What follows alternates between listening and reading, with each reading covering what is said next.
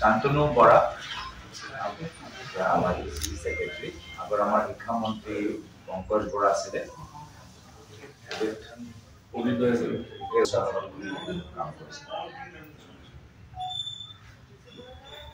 আপোনাৰ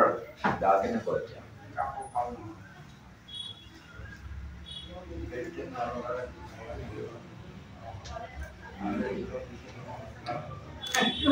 কিমান বছৰ হ'ল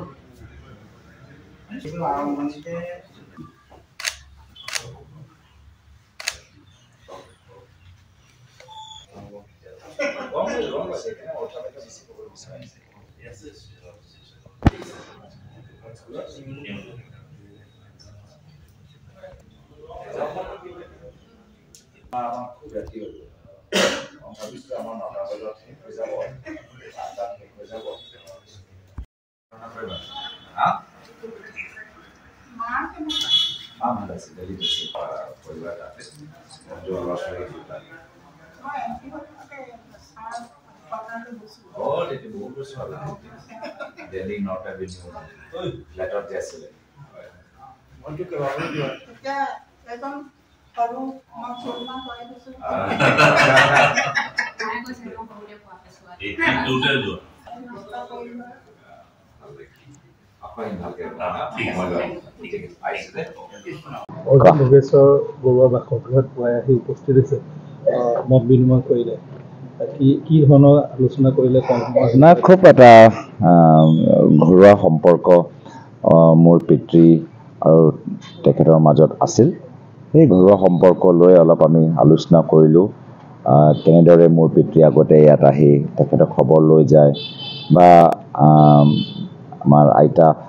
কেতিয়া দিল্লীত গৈ আমাৰ সেই সময়ত যেতিয়া ছাৰ MP আছিলে মোৰ দেউতা MP আছিলে সেই সময়ত আমাৰ সৰু এটা MP কোৱাৰ্টাৰ আছিলে তাত গৈছিল তো কিছুমান পুৰণা কথাবোৰ আমি পাতিলোঁ লগতে মই তেখেতৰ স্বাস্থ্যৰ বাবে সুধিলোঁ আৰু আশা কৰোঁ কি তেওঁ সুস্থ হৈ থাকক আৰু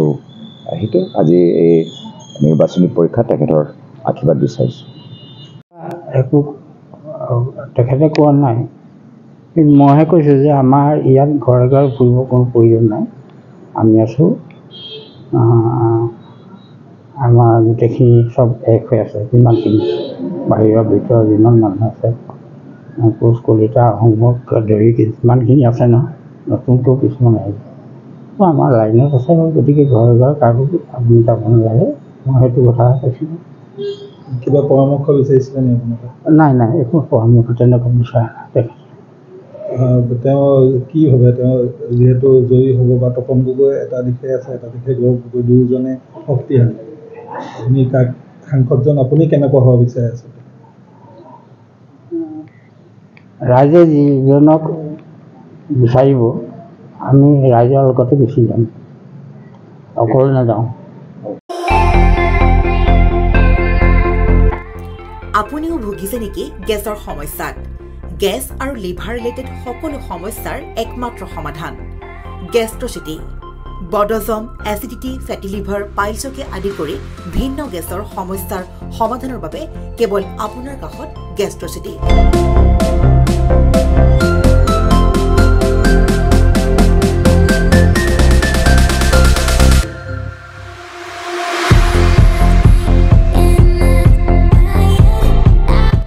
ভিজিট কৰক গেষ্ট্ৰচিটি গুৱাহাটী হাতীগাঁও চাৰিআলি যোগাযোগ নম্বৰ 7577999909